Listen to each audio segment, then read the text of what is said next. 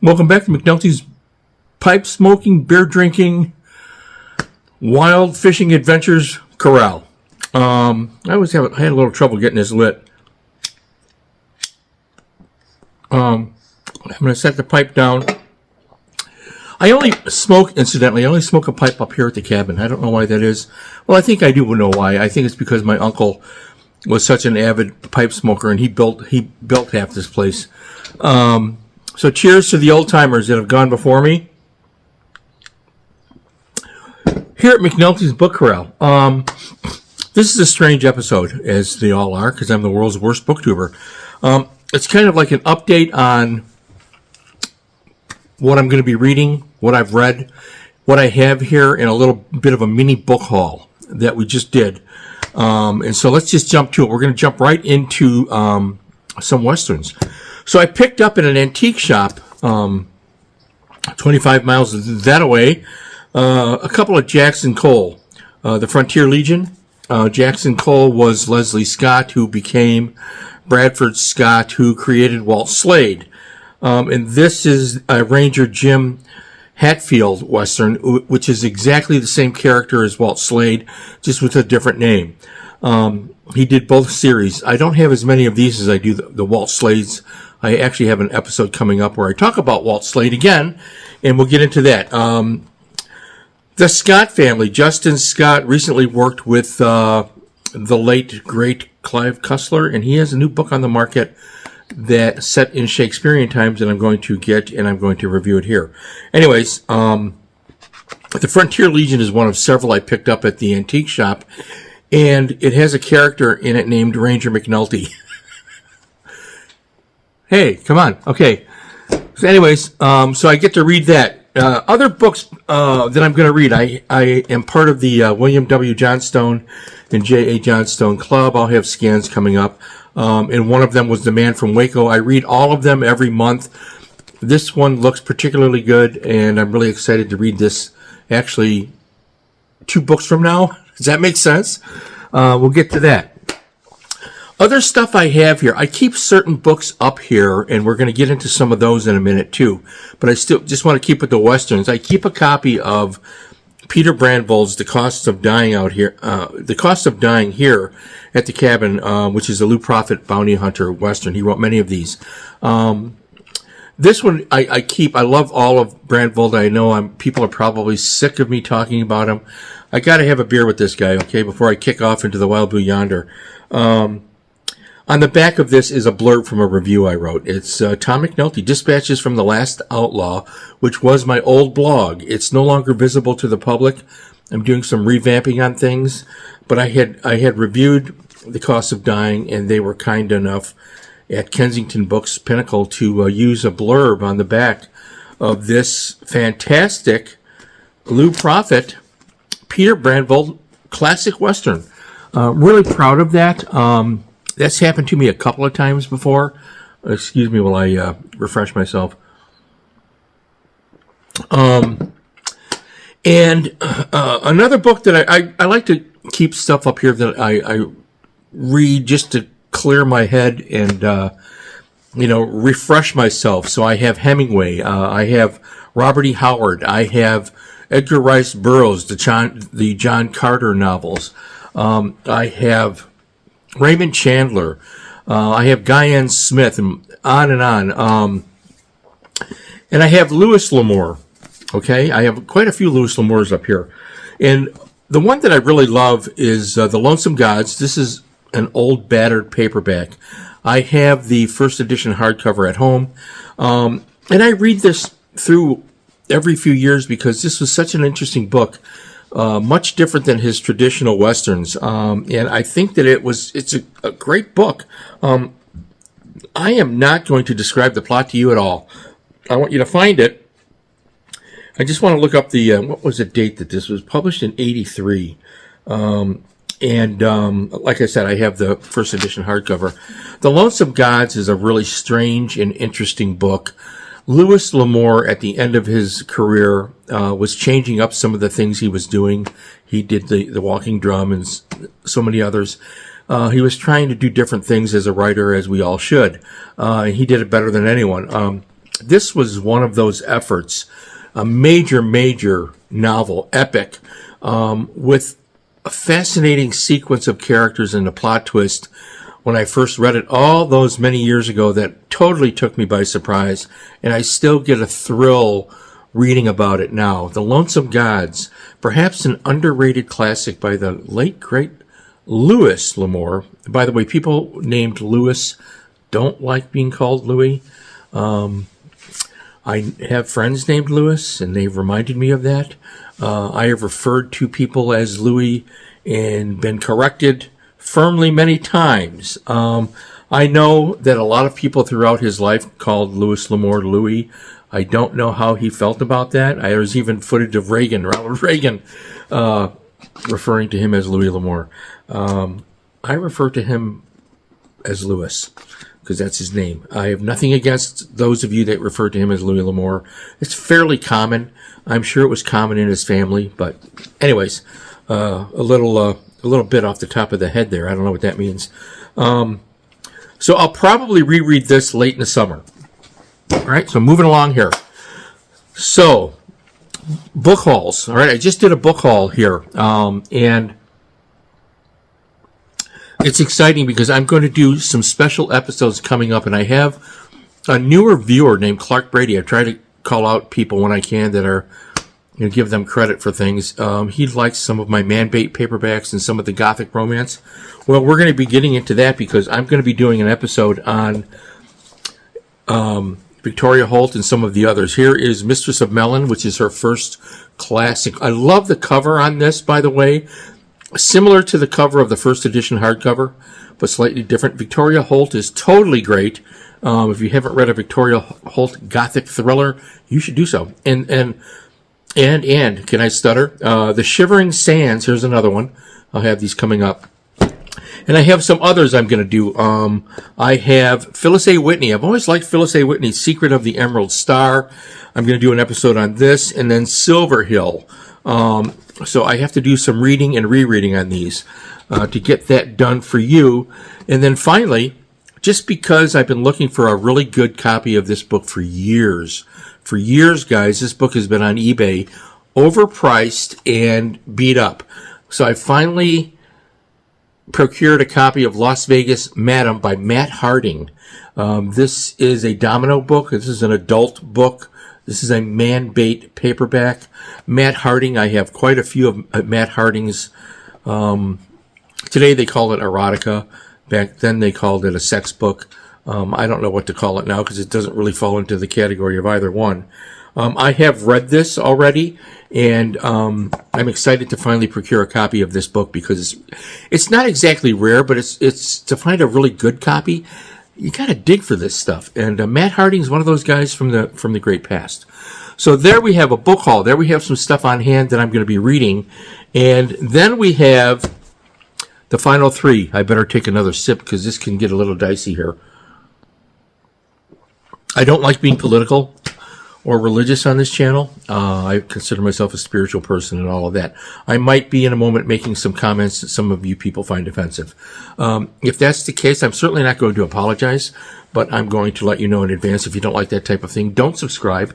Don't watch it. Hit dislike. Call me names, whatever. I picked up the 45th anniversary edition of The Dead Zone by Stephen King at Walmart just before I came up here. I have not read this book since 1979 or 1980, right, when it came out. And I like it. I liked it when it came out, but it was at the time, too contemporary for me because it's set in the 70s.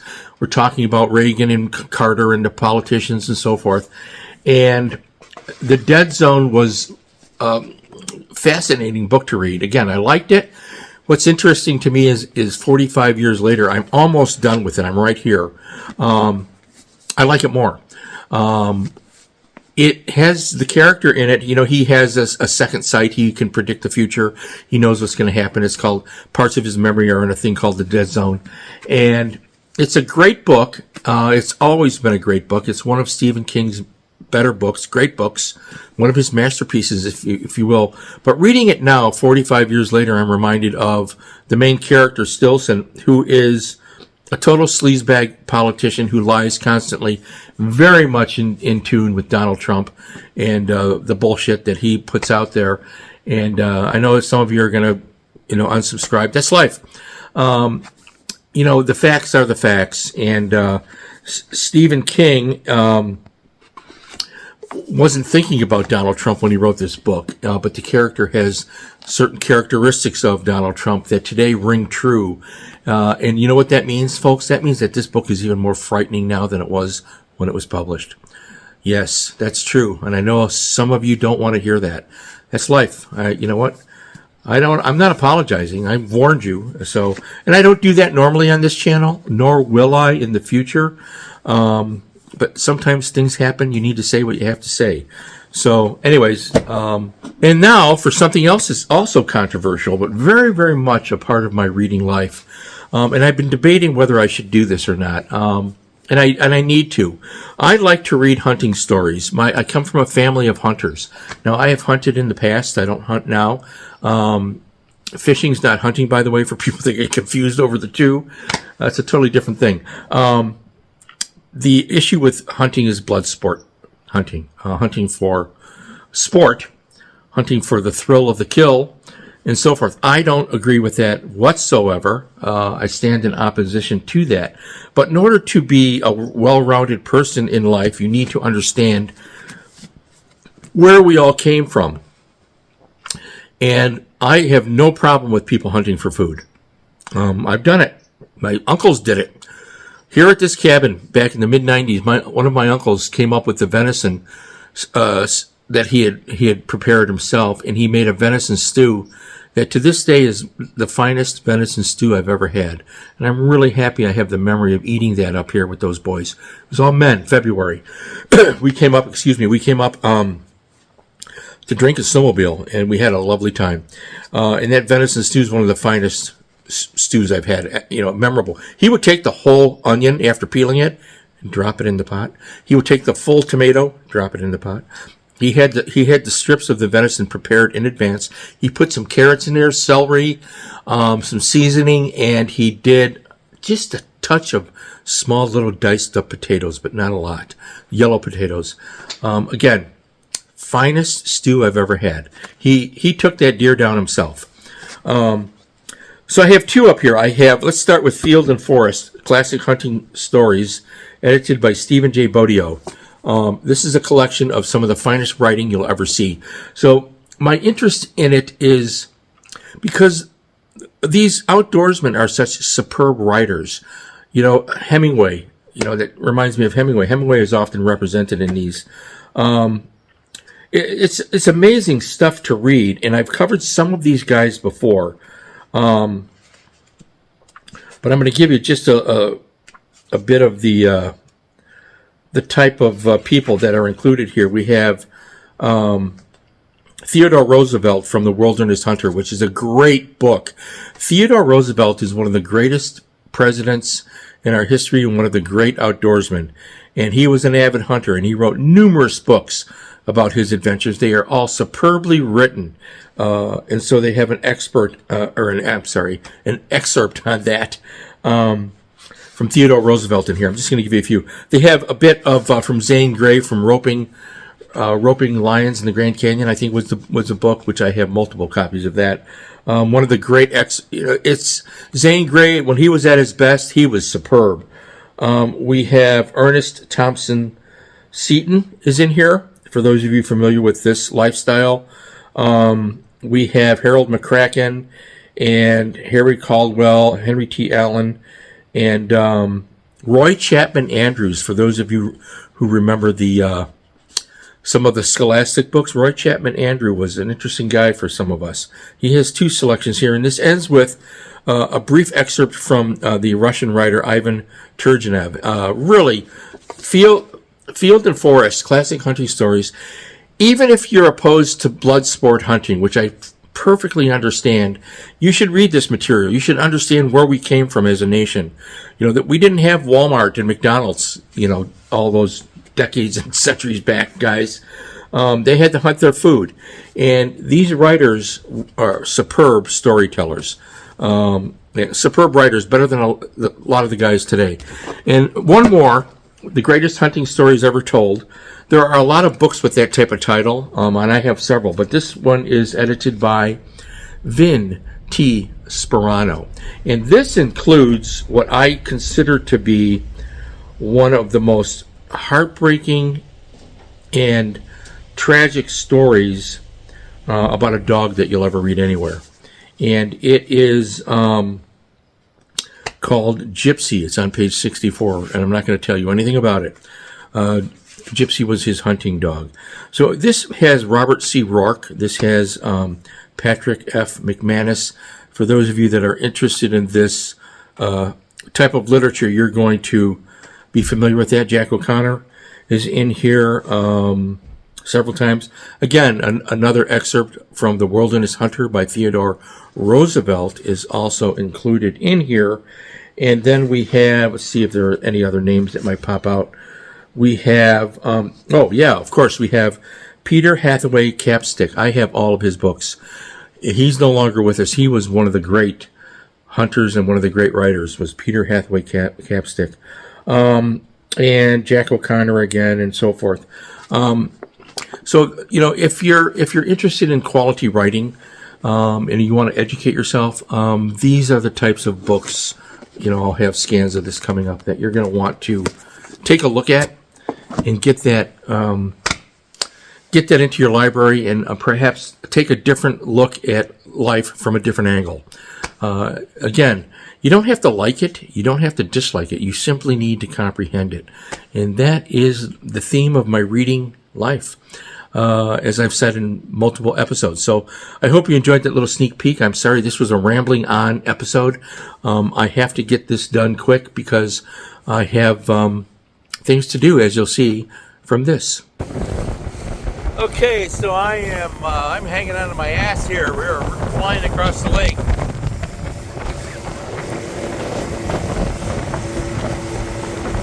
John's driving. I'm driving. There we go.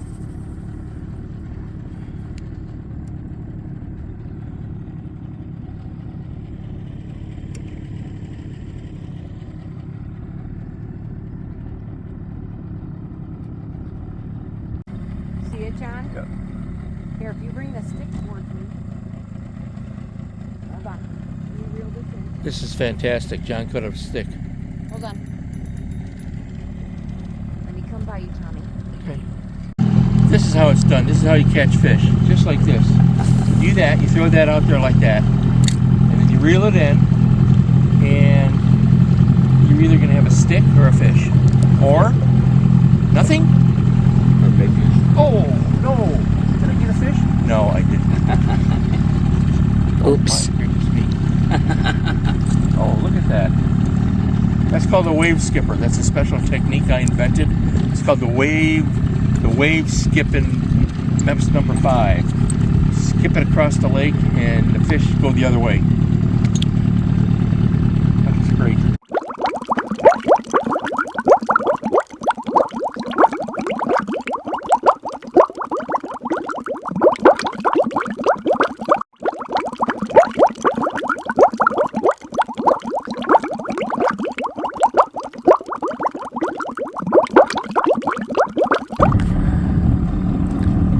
Be sure to utilize the wave skipping technique that I taught you. You throw your MEPS out there and you skip it across the waves. Got it. Guaranteed nothing. Yeah, guarantees nothing. Right. Let's go over here and look what we have. We got all that there and over there. And look at how that is. That's just... And there I am. And I'm spinning around in a circle like this. And then suddenly, Tom fell out of the boat.